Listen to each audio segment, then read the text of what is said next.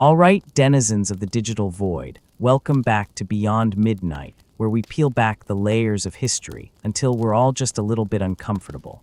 Tonight, fueled by my ever-present coffee IV drip and the existential dread of ancient military regimes, we're diving headfirst into the iron heart of antiquity, Sparta. The very name conjures images of chiseled abs, stoic warriors, and those ridiculously cool cloaks. But let me tell you, friend, if you think you could hack a single day in ancient Sparta, you're not just wrong, you're hilariously, tragically, fatally wrong. First off, let's assume you even made it past your first few hours. In Sparta, your birth wasn't a cause for universal celebration. It was an immediate job interview with a council of elders. They'd inspect you, not for cute dimples or a full head of hair, but for physical perfection. Any perceived weakness, any deformity, and congratulations, you're not going to be a warrior, you're going to be left on the slopes of Mount Taygetus. No, not for a picturesque view, but to perish. So if you're reading this, you've already dodged the most brutal infant mortality rate in history. Lucky you.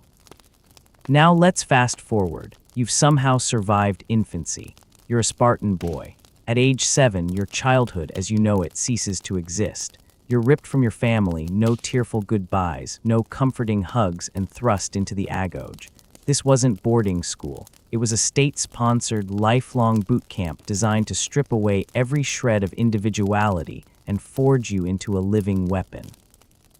Your day would begin before dawn, not with a gentle alarm clock, but with a drill sergeant screaming in your face, likely followed by a swift kick to your already aching ribs. Forget soft beds, you slept on reeds you'd gathered yourself, or maybe just the hard ground.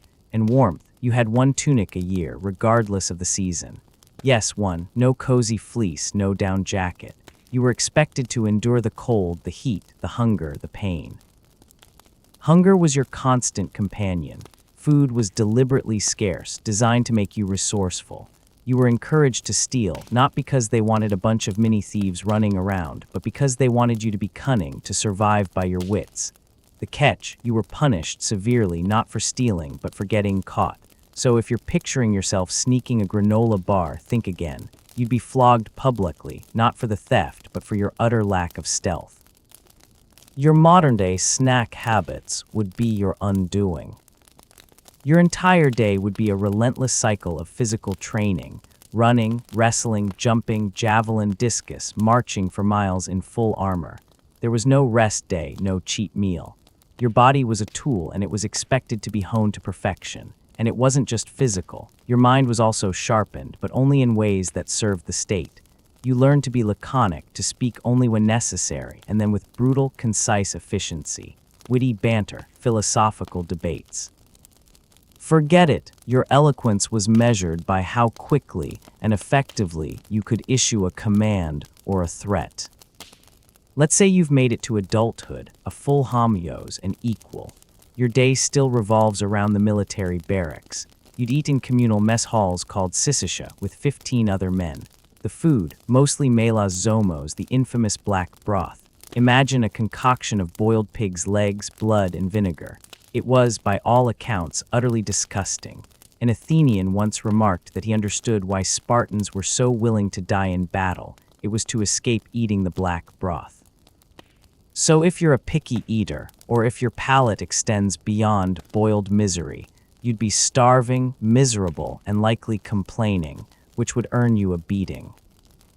Privacy, what's that? You lived communally, trained communally, ate communally. There was no personal space, no quiet corner to scroll through your ancient TikTok feed, no time for introspection or personal hobbies. Your life was the state. Your identity was your unit. Your purpose was war. And then there's the constant, simmering tension. Sparta's entire society was built on the backs of the helots, a massive population of enslaved people, vastly outnumbering the Spartans. They were the engine of the Spartan economy, but they were also a constant, terrifying threat of rebellion. This fear permeated every aspect of Spartan life. It fueled their paranoia, their discipline, their need for absolute control. At night, if you were a particularly promising young Spartan, you might even be part of the Crypteia. This was Sparta's secret police, a brutal rite of passage where young men would wander the countryside, hunting down and murdering helots deemed a threat. It wasn't about justice. It was about terror, about maintaining control through fear. So imagine trying to sleep knowing that your own people might be out there, practicing murder, and that the entire system relies on the oppression of a vast, simmering underclass. Sweet dreams, right? Even Spartan women, who enjoyed more freedom and physical training than their Athenian counterparts, were still subjected to intense societal pressure. They trained physically, managed the estates and the helots, and were expected to produce strong, healthy sons for the state. Their famous laconic wit often came with a sharp edge, like the Spartan mother who famously told her son going to war to come back, with your shield or on it, a stark reminder that surrender was not an option. So let's recap your single day. You'd wake up freezing, hungry, and in pain. You'd train relentlessly until your muscles screamed. You'd eat a meal that would make a prison ration look gourmet. You'd live under constant scrutiny, with no personal freedom, no possessions beyond your weapon and cloak, and no voice that wasn't approved by the state. You'd be surrounded by people trained from birth to be emotionless killing machines, and your entire existence would be predicated on the brutal oppression of others. A single day in Sparta, it wouldn't be a bad day. It would be a non-existent day for most of us. Our modern sensibilities, our desire for comfort, our need for individuality, our love for a good brunch, all of it would be crushed under the iron heel of Spartan discipline. You wouldn't survive because you're built for a world of choice, of personal expression, of soft mattresses. Sparta was built for war, and it consumed everything and everyone in its path. But let's not just skim the surface of this historical horror show. Let's really dig into the why. Why specifically would you, a creature of the 21st century, a connoisseur of Wi-Fi and artisanal coffee, crumble faster than a stale Dorito in the Spartan sun? It's not just the physical discomfort, though that alone would send most of us whimpering for our weighted blankets. It's the profound, soul-crushing psychological assault. Imagine waking up, as we discussed, freezing and hungry, but then imagine the constant, unyielding pressure. Every single interaction, every single movement, every single thought would be scrutinized. There was no off-duty you. There was no casual Friday. You were a cog in a machine, and if you didn't fit, if you rusted, if you wobbled, you were ground to dust. Modern society teaches us to express ourselves, to celebrate our unique qualities, to pursue our passions. In Sparta, your passion was the polis. Your unique quality was how effectively you could kill. Any display of emotion, fear, sadness, even excessive joy was a weakness. Crying, a public flogging. Complaining, more floggings. Showing compassion for a helot. You might as well just stab yourself with your own spear, because the state would get to you eventually. Your entire emotional landscape would be flattened, bulldozed into a barren wasteland of stoicism. How long do you think your modern, emotionally intelligent, therapy-aware brain would last before it short-circuited under that kind of psychological suppression? Not long, my friend, not long at all. And let's talk about social interaction. You're surrounded by people, yes, but these aren't your buddies from the pub. These are men who have been conditioned since childhood to view everything through the lens of military utility. Your friends are your comrades in arms, and your bond is forged in shared suffering and the expectation of mutual protection in battle, not shared Netflix binges or philosophical debates about the meaning of life. There's no room for nuanced conversations, no deep dives into personal struggles, no empathy. Empathy in the Spartan mindset was a liability. It softened you. So if you're looking for a shoulder to cry on, you'd find a granite pillar more comforting and less likely to beat you for your weakness. What about downtime? You know, those precious moments where you unwind, pursue a hobby, read a book, listen to music, doom scroll on your phone. In Sparta, downtime meant more training or perhaps a brief supervised meal. There was no art for art's sake. No literature for pleasure.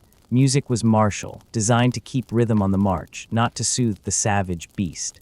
Intellectual curiosity beyond military tactics was actively discouraged. Your brain, accustomed to constant stimulation from 1,000 different sources, would shrivel from sheer boredom and lack of diverse input. Imagine living in a world where your only entertainment is the clanking of armor and the screams of your drill sergeant. You'd lose your mind, not from the physical pain, but from the sheer, soul-crushing monotony and the absence of anything that feeds the modern human spirit. And let's not forget the constant, low-level fear, not just of the enemy in battle, but of your own superiors. The Ephorate, the Jarauja, your Agoge instructors, they held absolute power over your life and death. Disobedience wasn't met with a stern talking to, it was met with brutal public punishment. You lived under a system of total surveillance, where every action, every word, every look could be misinterpreted as a sign of weakness or disloyalty. The paranoia would be crippling. You'd be constantly on edge, constantly performing, constantly trying to project an image of unyielding strength, while your internal monologue screamed for a safe space and a hug. Oh, and hygiene, forget it. While they valued physical fitness, their understanding of sanitation was, shall we say, rudimentary. No hot showers, no deodorant, no toothbrushes. You'd be constantly covered in grime, sweat, and the general stench of 1,000 unwashed warriors. Lice would be a constant companion, and if you got sick, forget antibiotics or even a doctor who understood germ theory. A severe fever, a deep cut that got infected, a broken bone that didn't set right, any of these common ailments would be a death sentence, or at best, a permanent disability that would render you useless to the state, and therefore potentially expendable. Your modern immune system, coddled by clean water and sanitized environments, would probably collapse within a week. So when we say you wouldn't survive a single day, it's not just a hyperbolic statement. It's a cold, hard truth. You are not genetically or psychologically wired for ancient Sparta. You haven't been selected at birth, raised in the crucible of the Agoge, stripped of your humanity, and reforged into a weapon. Your very essence, your desire for comfort, your need for self-expression, your emotional range, your intellectual curiosity, your reliance on modern medicine and hygiene, all of these would be fatal flaws in a society that valued only one thing: the unwavering, unthinking, unfeeling capacity for war. You wouldn't just fail, you'd spectacularly, tragically, and probably quite quickly cease to exist in a meaningful way. Your body might technically draw breath for a few hours, but your spirit, your mind, your very sense of self would be utterly annihilated.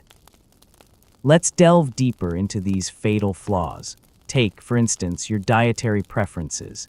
You who agonize over organic, free-range, ethically sourced kale would be presented with melas zomos and told to eat it or starve.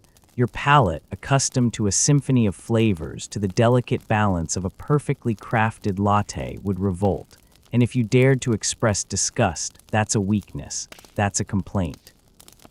That's a sign you're not ready to face the horrors of war without a full stomach of pig's blood and vinegar. You wouldn't just be hungry, you'd be revolted, and that revulsion would be seen as a character defect punishable by extreme measures. Imagine trying to explain your veganism to a Spartan ephor.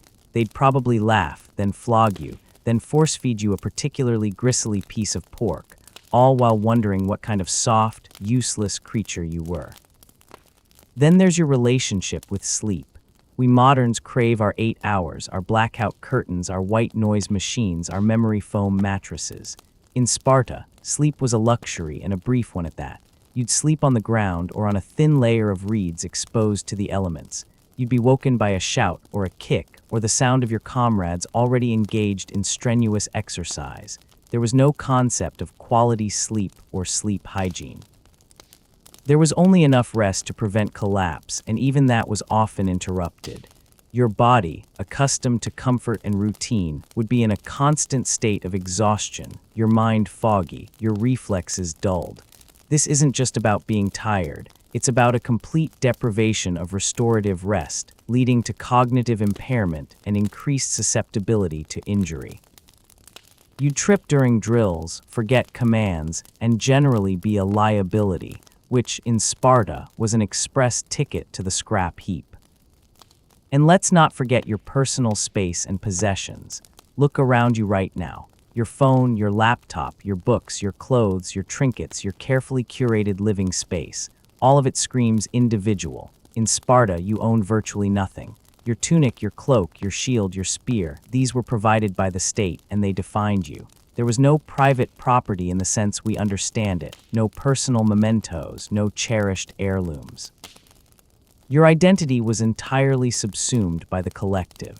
The idea of my stuff would be alien, and your attachment to material comforts would be seen as a profound weakness, a distraction from your singular purpose. You'd be stripped bare, not just physically, but psychologically, of everything that makes you in a modern context. How would your sense of self fare when every external marker of your individuality is systematically removed?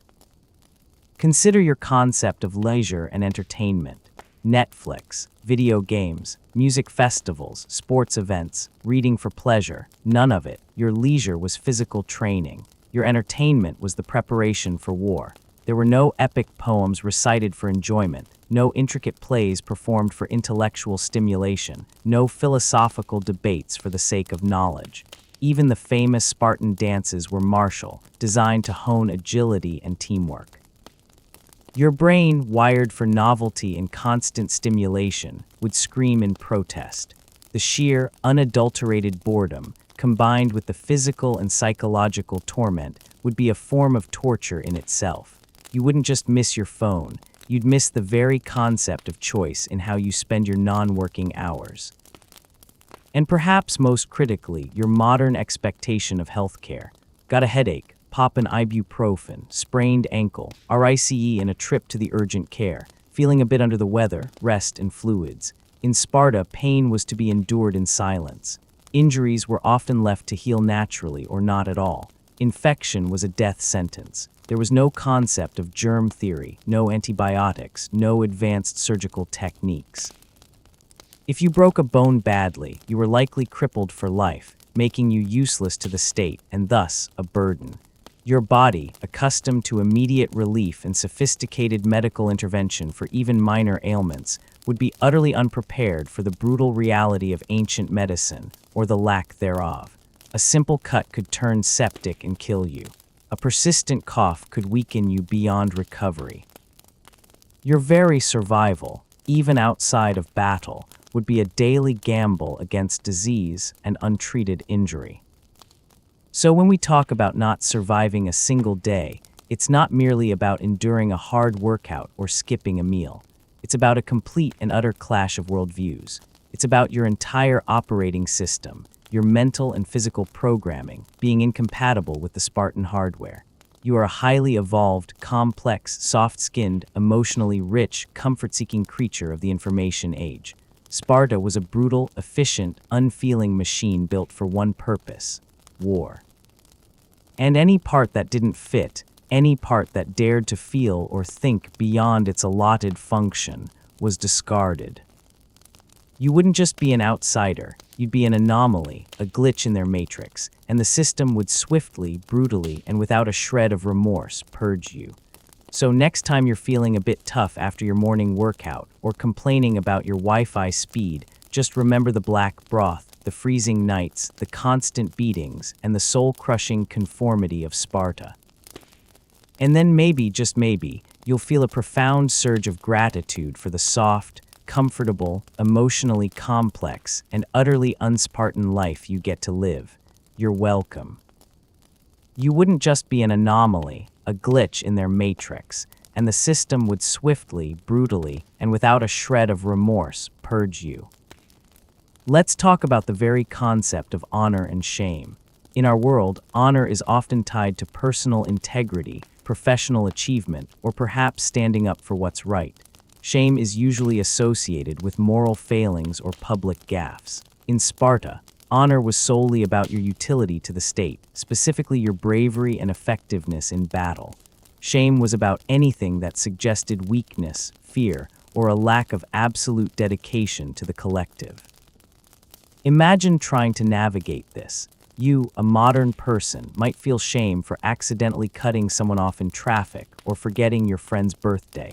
In Sparta, these trivialities wouldn't even register. But if you so much as flinched during a drill or showed a flicker of hesitation before plunging your spear into a training dummy, that's shame. That's a mark against you. And this shame wasn't some internal feeling. It was a public, physical, and often violent consequence. You'd be beaten, ostracized, perhaps even stripped of your rights. Your modern moral compass, finely tuned to individual rights and nuanced ethical dilemmas, would be utterly useless and likely a source of constant, debilitating shame by Spartan standards. You'd be a walking, talking shame magnet, simply by existing with your current values. And then there's the relentless, soul-destroying monotony. We thrive on variety. New experiences, different foods, changing scenery, fresh information. The Spartan day was a loop. Wake, train, eat black broth, train, eat black broth, train, sleep, repeat, every single day, for years, decades. There were no holidays in the sense we know them, no vacations, no weekends. Even religious festivals were often integrated with military drills. Your brain, accustomed to the dopamine hits of novelty and discovery, would wither. You wouldn't just be bored, you'd be driven to a profound, existential despair by the sheer, unyielding repetition. The absence of any intellectual or creative outlet, any personal pursuit, would be a form of sensory deprivation for your modern mind. You'd crave stimulation, and the only stimulation on offer would be the pain of training or the terror of combat. Consider the absolute lack of personal autonomy. You make choices every single day, from what to wear to what to eat, what job to pursue, who to marry, where to live. In Sparta, almost none of these choices were yours. Your life was meticulously planned and dictated by the state from birth.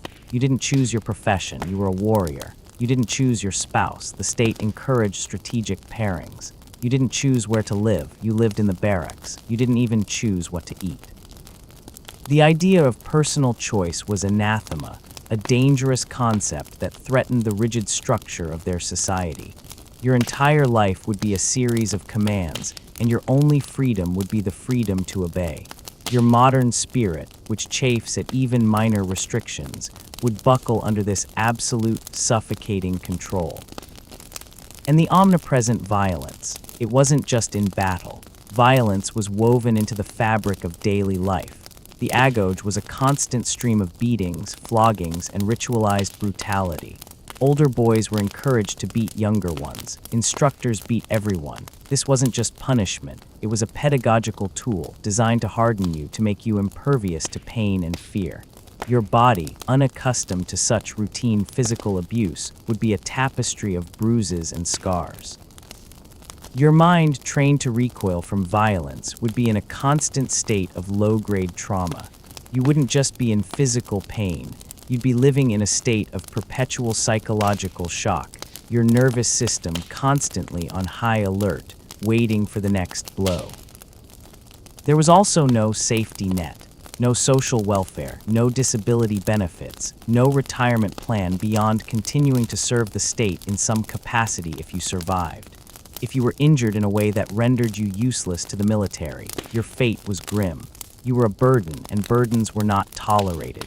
Your family, while theoretically existing, wouldn't be a source of comfort or financial support in the way we understand it. Their loyalty was to the state first, and to you only insofar as you served the state. This profound insecurity, the knowledge that your value was solely tied to your physical and martial prowess, would add another layer of existential dread to your already miserable existence. You see, the Spartan system was a closed loop, a perfectly self-sustaining and self-destructive engine of war. Every single aspect of their society, every custom, every rule, every punishment was designed to produce one thing, the ultimate warrior. And to achieve that, they systematically stripped away everything we consider fundamental to human experience. Comfort, individuality, emotional expression, intellectual curiosity, personal choice, and even basic human dignity. Your modern self, with its complex needs and intricate desires, would be like a delicate houseplant suddenly transplanted to the surface of Mars. It wouldn't just wilt, it would instantly freeze, desiccate, and shatter. You wouldn't survive a single day because your very definition of survival is so fundamentally different from theirs. For them, survival meant enduring and fighting. For us, it means thriving, connecting, learning, and finding joy. None of that existed in Sparta. Let's layer on another critical aspect, the language barrier and the very nature of Spartan communication. Even if, by some miracle, you possessed an innate ability to learn ancient Doric Greek, the dialect spoken in Sparta, you would immediately crash headfirst into the laconic style. This wasn't just about being concise, it was about stripping away all nuance, all pleasantries, all emotional resonance from language. Words were tools, meant for commands, reports, or threats. Imagine trying to express a complex thought, a nuanced feeling, or even a simple joke. Your attempts at witty banter would be met with blank stares, confusion, or worse, suspicion. Your habit of using filler words, expressing hesitation, or engaging in polite small talk would mark you as weak-minded, indecisive, or even duplicitous. Spartans famously communicated in short, sharp bursts. If you asked a Spartan, "How are you?" they might respond with "well enough to fight," or simply "fight." There was no room for "I'm a bit tired," but the coffee helped. Your inability to adapt to this brutally efficient, emotionally barren linguistic landscape would make you an ineffective communicator, and therefore an ineffective Spartan. Misunderstandings would be rampant, and in a society where misinterpretation could lead to a beating or worse, your words themselves would become a liability. Then there's the profound stagnation of Spartan society. We live in a world of constant innovation, technological leaps, and evolving ideas. We expect progress. We value new discoveries, scientific advancements, artistic movements. Sparta, by deliberate design, rejected all of this. They were intensely conservative, resistant to change, and suspicious of anything new or foreign that might disrupt their rigid social order. They didn't build grand temples like the Athenians. Their architecture was functional, austere. They didn't develop philosophy or complex mathematics. Their education was solely focused on martial prowess. They banned gold and silver coinage to discourage luxury and trade, preferring heavy iron bars that were impractical for anything but local exchange. Your modern mind, accustomed to the relentless march of progress, to the excitement of new gadgets, new theories, new forms of art, would find this environment utterly suffocating. There would be no new ideas to debate, no scientific breakthroughs to marvel at, no artistic masterpieces to inspire. Your intellectual curiosity, a hallmark of modern human experience, would be a dangerous anomaly. To question the status quo, to suggest a new method, to express an interest in anything beyond military drills and the collective good, would be seen as a threat to the very foundations of their society. You wouldn't just be bored, you'd feel your mind slowly atrophying, deprived of the mental nourishment it craves. It would be like trying to run a supercomputer on a hand-cranked generator. And let's not forget the ever-present, terrifying specter of actual war. We've talked about training for war, but Sparta was often at war. The Peloponnesian War, for instance, was a brutal, decades-long conflict that consumed the entire Greek world. You wouldn't just be practicing with a spear, you'd be using it to kill. You wouldn't just be marching for exercise, you'd be marching towards an enemy phalanx, knowing that your life depended on the cohesion of your shield wall and the sharpness of your blade. The psychological toll of living under constant threat of invasion or being perpetually deployed to suppress helot rebellions would be immense. Modern soldiers, even with all their training and support, suffer from PTSD. Imagine that level of trauma, but without any concept of therapy, without any debriefing, without any understanding of mental health. You'd be expected to process the horrors of combat internally, to remain stoic, to show no weakness. Your dreams would be nightmares, your waking hours filled with the grim reality of violence. Your modern sensibilities, which recoil from the very idea of taking a human life, would be shattered. You'd either break down entirely or become a shell of your former self, a true Spartan in the most chilling sense of the word. Finally, consider the profound moral burden. You, a product of a society that values human rights, equality, at least in theory, and compassion, would be an integral part of a system built on the brutal, dehumanizing oppression of the helots.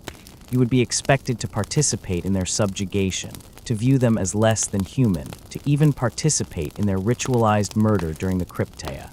Your conscience, if you have one, would be screaming. The cognitive dissonance, the conflict between your inherent sense of right and wrong and the daily realities of Spartan life would be unbearable. You couldn't opt out. You couldn't protest. You couldn't even express discomfort. You would be complicit by necessity in a system of profound injustice.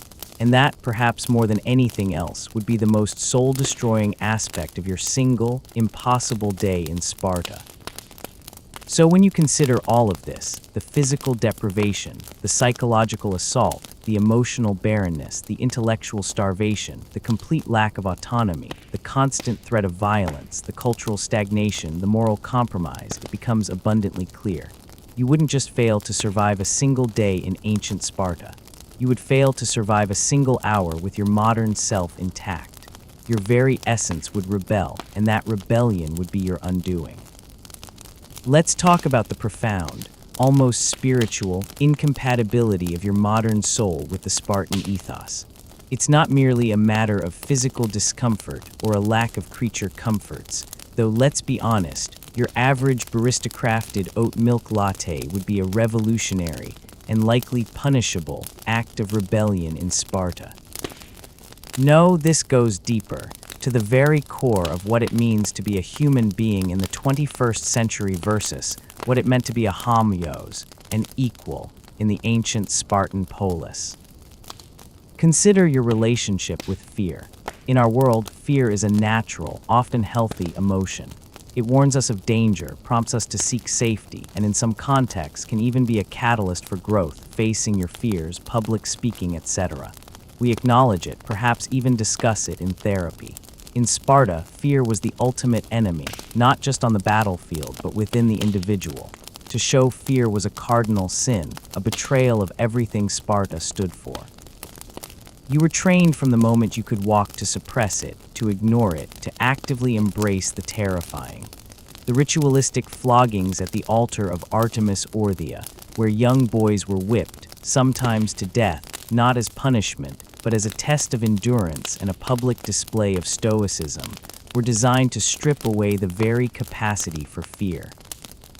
Imagine your amygdala, that ancient, primal part of your brain responsible for the fight-or-flight response, being constantly overridden, constantly screaming, while your conscious mind is forced to maintain a stone-cold facade.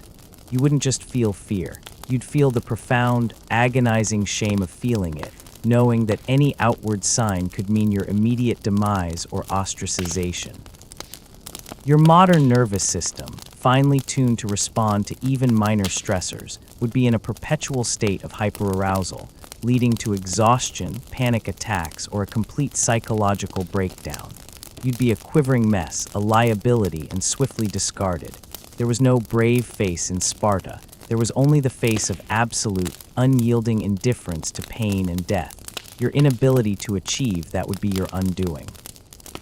And what about love? Not just romantic love, but familial love, the deep bonds you share with your parents, siblings, children, friends. In Sparta, the state was your first, last, and only love. Your family was a breeding unit, your children property of the state from birth. Your parents were merely the vessels through which a new Spartan warrior entered the world. Affection, sentimentality, longing for home, these were considered weaknesses that could distract from your ultimate duty to the polis. Spartan boys were ripped from their mothers at 7, and while they might visit their families occasionally, the emotional distance was deliberately cultivated. Husbands and wives often lived separately, meeting only for procreation, their primary loyalty remaining with their respective barracks. Your modern heart, accustomed to expressing love freely, to cherishing personal relationships, to prioritizing family bonds, would be utterly shattered. Imagine being unable to hug your child, to comfort a grieving parent, to openly express affection for a spouse, without fear of being seen as weak or disloyal. your emotional needs, so fundamental to your well-being, would be starved. You'd be an emotional desert, or worse, a seething cauldron of suppressed grief and longing, which would inevitably manifest as a fatal flaw in the Spartan system. Your very capacity for human connection, a defining trait of our species, would be deemed a vulnerability. Let's delve into the social dynamics beyond the barracks. While Spartans were equals, this equality was only amongst the homoi, the full citizens. Below them were the perioik, free inhabitants of Laconia who were not citizens, paid taxes, served in the army, but not the elite phalanx, and engaged in crafts and trade. They had no political rights in Sparta. And then at the very bottom were the helots, the enslaved agricultural laborers who vastly outnumbered the Spartans. Your modern sense of justice, your belief in inherent human rights, your discomfort with forced labor and systemic oppression would be a constant, grinding agony. You would be a direct beneficiary of this brutal system. Your food, your leisure, however minimal, your very existence as a warrior was predicated on the exploitation of the helots. You would be expected to participate in their control, to view them as a constant threat, and to be ready to suppress them with extreme violence at any moment. The crypteia, which we touched upon, was not just a rite of passage. It was a tool of terror, a state-sanctioned hunting of helots to prevent rebellion. You, with your modern moral compass, would be forced to participate in or condone acts that would be considered war crimes today. The psychological burden of this complicity, the constant cognitive dissonance, would be immense. You couldn't just look the other way. You were part of the machine. Your conscience would be screaming, and that internal conflict would be a weakness Sparta could not tolerate. What about personal hygiene and comfort? We take for granted our daily showers, clean clothes, access to soap, deodorant, and dental care. Spartan life was a constant state of grime. Baths were infrequent, often cold and not for pleasure. Clothing was minimal and changed rarely. Lice and fleas would be constant companions. The communal living, combined with a lack of sanitation, would mean a pervasive stench. Your modern senses, accustomed to relative cleanliness, would be assaulted. You'd be perpetually itchy, smelly, and uncomfortable. This isn't just an aesthetic issue. It's a constant, low-level irritant that saps morale and energy. Your body, used to being pampered, would revolt. Skin infections, rashes, and general discomfort would be the norm. Forget a good night's sleep. You'd be scratching yourself raw in the dark. In medical care, we touched on it, but let's be blunt. If you got sick, you died. If you were severely injured, you were probably left to die or became a burden on the state, which was arguably worse. There was no concept of rehabilitation, no physical therapy, no sophisticated wound care. A broken bone could mean lifelong crippling. A common cold could turn into pneumonia. Your modern immune system, coddled by vaccinations and antibiotics, would be a sitting duck for every ancient pathogen. You'd be constantly ill, constantly at risk, and constantly aware that your body was a fragile vessel in a world utterly indifferent to its well-being. Your life expectancy would plummet, and your quality of life, even if you survived, would be abysmal.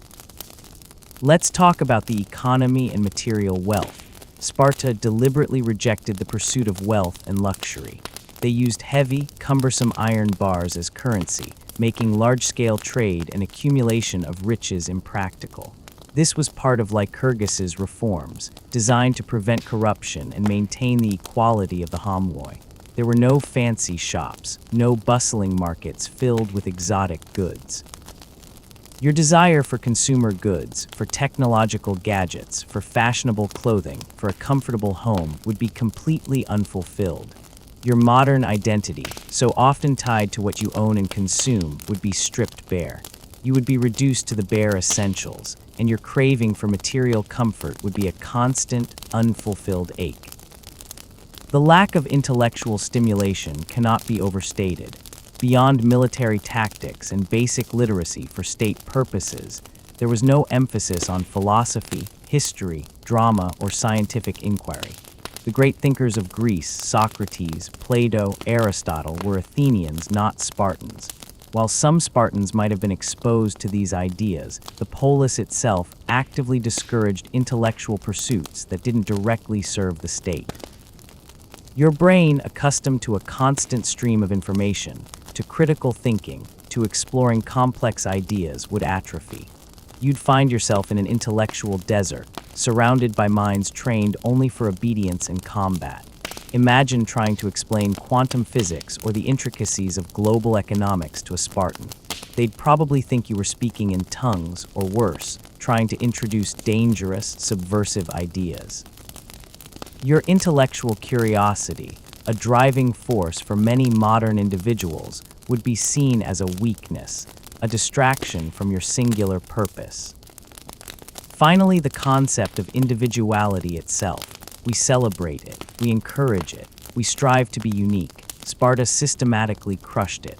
From the moment you were born, you were a unit of the state. Your life was not your own, it belonged to Sparta.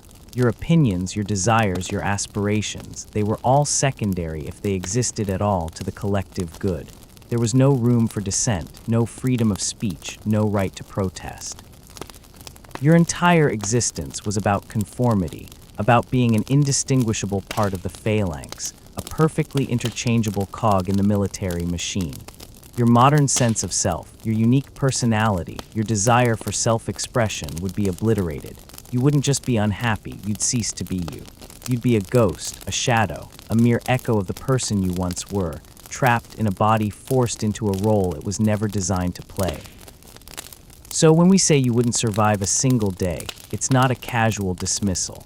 It's a comprehensive, multifaceted analysis of why the modern human, as we understand them, is fundamentally incompatible with the Spartan way of life.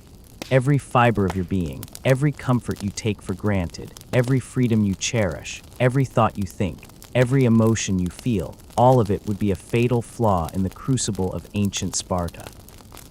You would be an alien, a fragile anomaly in a world of iron, and the system, designed to purge weakness, would make quick work of you. This has been Beyond Midnight, where we delve into historical realities so brutal they make your Wi-Fi outage seem like a minor inconvenience. Go forth, appreciate your soft bed, your hot shower, your endless stream of information, and the beautiful, messy, individual life you get to live. And please, for the love of all that is good, never, ever wish you lived in ancient Sparta. I'm going to go pour another cup of coffee and try to erase the image of black broth from my mind. Good night. Or good morning. Time is a flat circle, much like a Spartan's daily routine.